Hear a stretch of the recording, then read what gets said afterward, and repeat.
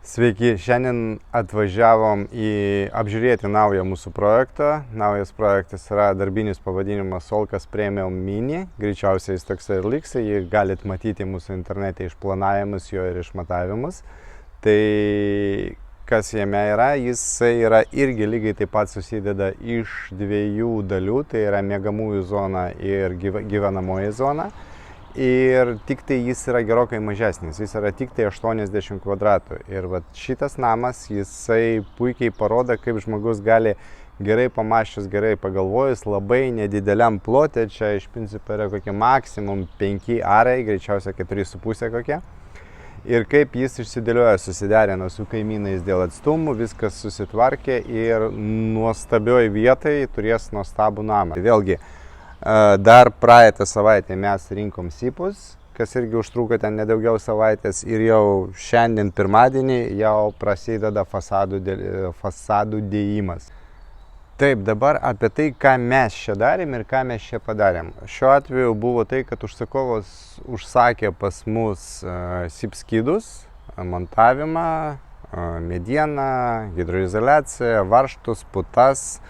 Ir mes jam atidavėm visą šitą dėžutę. Tai yra, sienas čia buvo 25 cm apšildomas sluoksnis, tai yra sipas gaunasi 274, stogas 324, tai yra 30 cm apšildomas sluoksnis neoporas.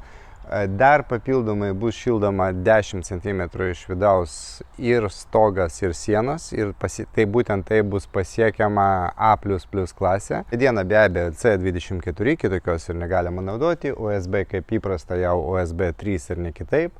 Viduje apšildomas sluoksnis yra neoporas.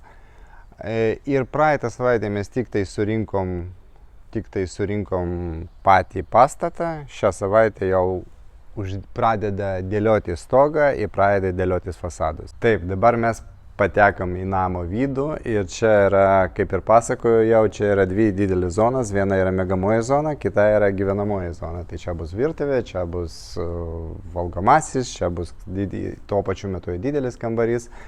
Ir ten toliau, kur mes dabar matom ten krūvą laidų tik tai ir kažkas ten dar statomas iš inžinieringo, tai ten bus miegamoji zona. Kokia eilės tvarka viso šito reikalo? Mes praeitą savaitę užbaigėm sipo montavimą, dabar, kaip jau pasakojau, dėliojasi fasadas, stogas, bus langai, tada bus sudėtos grindys ir nuo tada prasidės jau tas įdomiausia dalis, kaip namas dalinamas į kambarius. Dar norėjau pasikalbėti apie tai, kas buvo įdomaus iš technologinės pusės statant šitą namą. Tai čia buvo toksai ne visai standartiniai pločiai namo, todėl reikėjo naudoti papildomą ilgą balkį, ant kurio remtųsi visas stogas. Tam, kadangi mediena standartinė yra 6 metrų, tai tos medienos neužteko. Teko daryti papildomas 2 kolonas kaip atramas, kurios buvo čia vietoje ir suklijuotos, ir susuktos. 1, 2, 3, 4. Iš 4 balkiukų buvo padaryta viena kolona. Jinai buvo pastatyta ant betono pagrindo, tai yra, čia buvo grįžtinis polis, čia buvo užbetonuota.